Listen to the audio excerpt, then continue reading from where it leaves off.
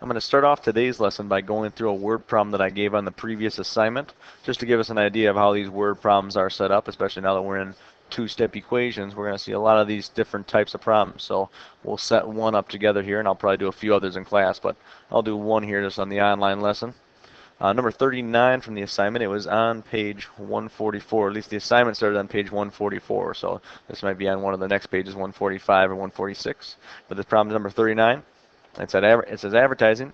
A science museum wants to promote an upcoming exhibit by advertising on city buses for 1 month. The cost of the two types of advertisements considered is being shown. The museum has budgeted $6,000 for the advertisements. The museum decides to use one full bus wrap advertisement. How many half-side advertisements can the museum have? And so if I look down here at the two different types of advertisements they're considering, well, they have a full bus wrap that's $2,000, and that's what that looks like. Nice little picture there. And they have a half-side advertisement, which is just $800 for 1 month. So in a month, they're going to have a bunch of these buses kind of roaming around, advertising their museum, advertising the exhibit for them. And they're trying to decide how many full bus and how many half-side advertisements should they have if they've budgeted $6,000 total for advertising.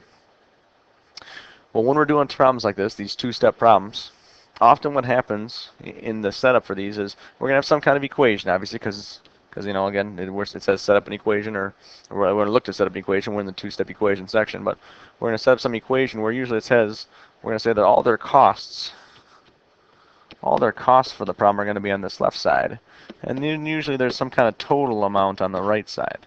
Like all their costs, whatever those are, add up all these things, they're all going to total, well, whatever this total amount is. So we talk about this in class. One thing I'll often have kids look for in problems like this is the total amount. In this problem, I think it comes in this line here. The museum has budgeted $6,000 total for advertisements. So I think that's what's going to be on this right side of the equation, $6,000. On the left side is going to be all the costs, all the things that add up to equal $6,000. Well, there's two things we're considering. They could be the costs. We're either going to have, as it shows up here, full bus wraps. We either have full bus wraps, or we're going to have the half side advertisement wraps.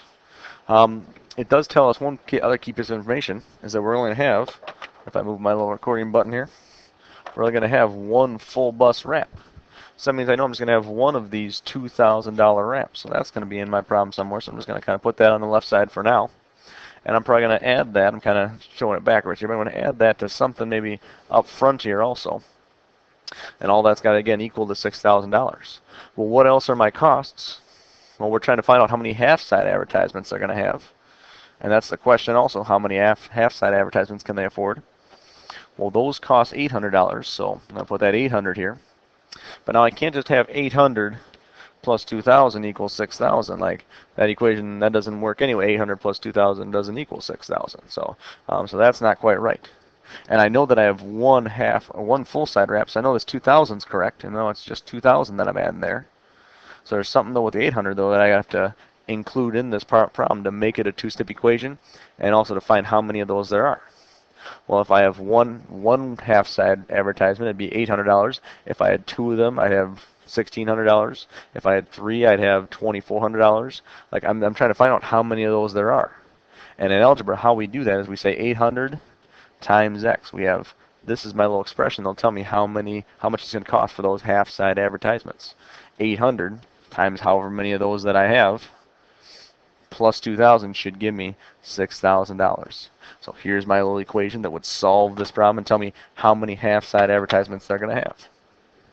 As a quick review of solving problems, I'm going to draw my line to remind myself whatever I do on one side, I do on the other. Now it's just like solving the problems we've been solving the last couple days, the two-step problems. It says 800x plus 2,000. So again, I'm going to do the inverse of that. I'm going to subtract 2,000 from both sides. When I do it to the left side here, that gets rid of these 2,000, so all that's left is this 800x. Now I just have 800x on the left side. On the other side, 6,000 minus 2,000 gives me $4,000. So they have $4,000 to work with in terms of half-side advertisements. And if I divide both sides by 800,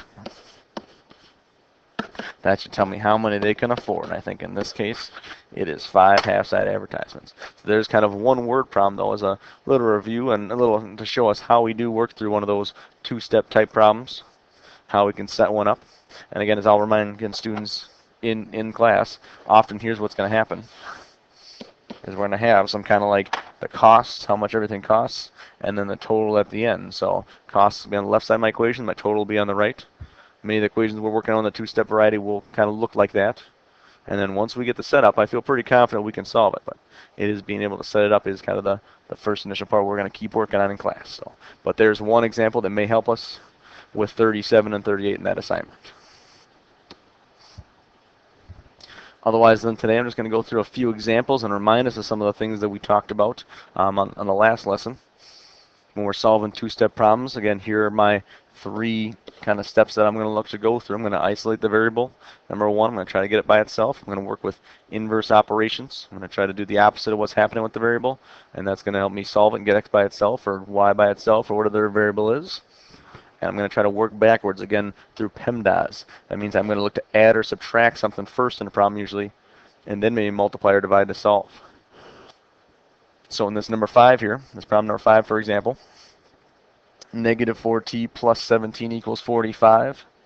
Again, the first thing I'm going to do in this one is actually subtract 17. I could do either of these two things, usually you would think.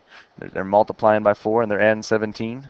But usually, again, when I'm solving an equation, I'm going to work backwards through PEMDAS. So I got to look to add or subtract something first in the problem. That's usually going to be a good first step to start myself off to get to the right answer.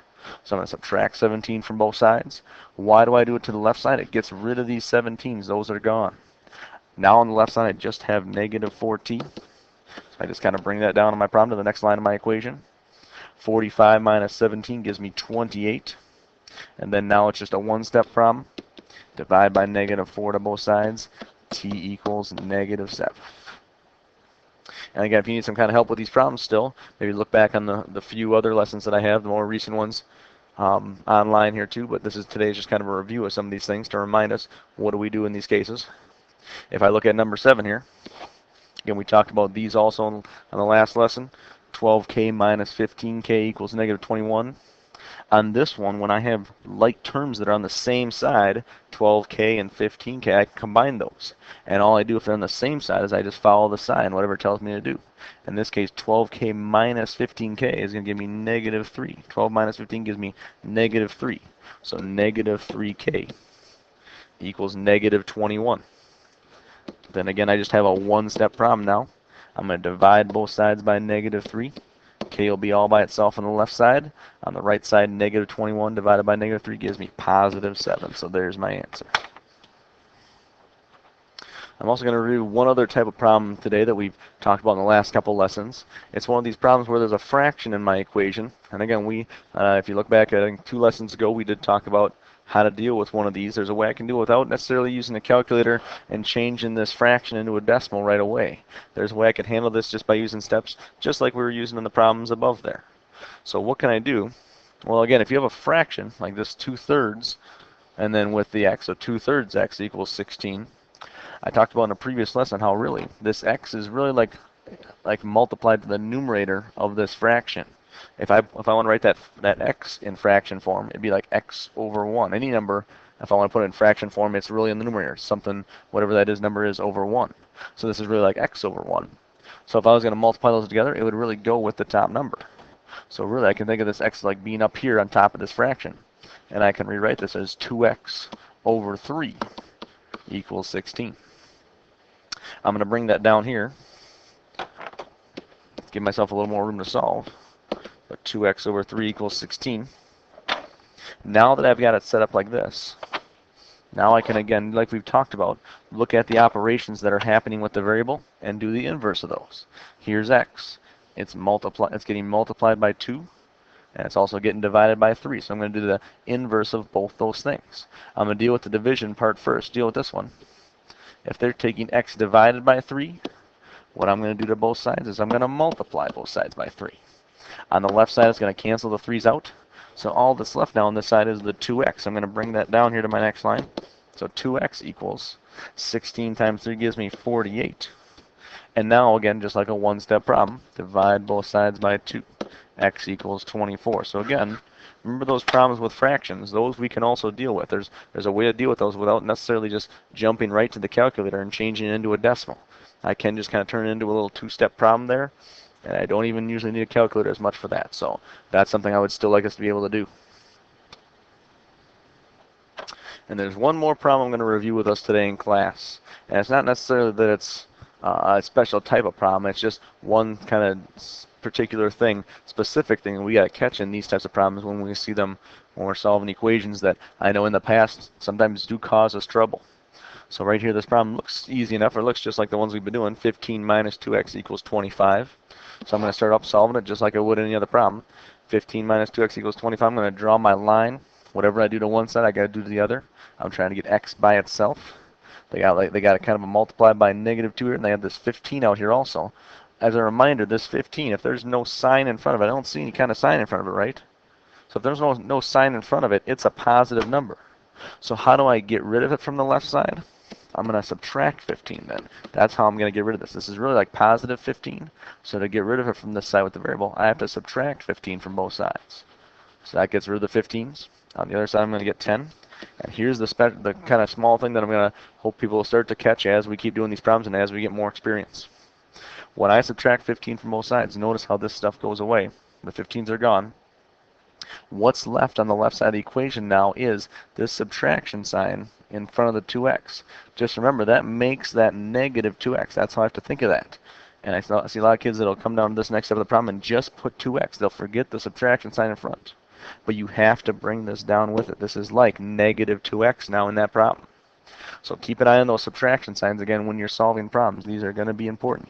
We need to catch those and catch what terms are negative. Again, the sign in front of a term tells us if it's positive or negative.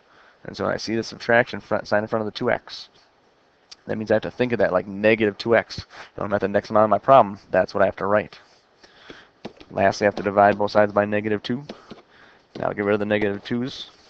And so on the left side now, 10 divided by -2 gives me -5. So I see a lot of people in this problem will put +5 because they'll forget that subtraction sign makes it -2x. So a small thing, but something as we keep doing problems, we will start to catch. But I want us to kind of keep working on it already now, and I'll kind of show it today explicitly to everybody. So one small thing to keep an eye on when we're going through these problems.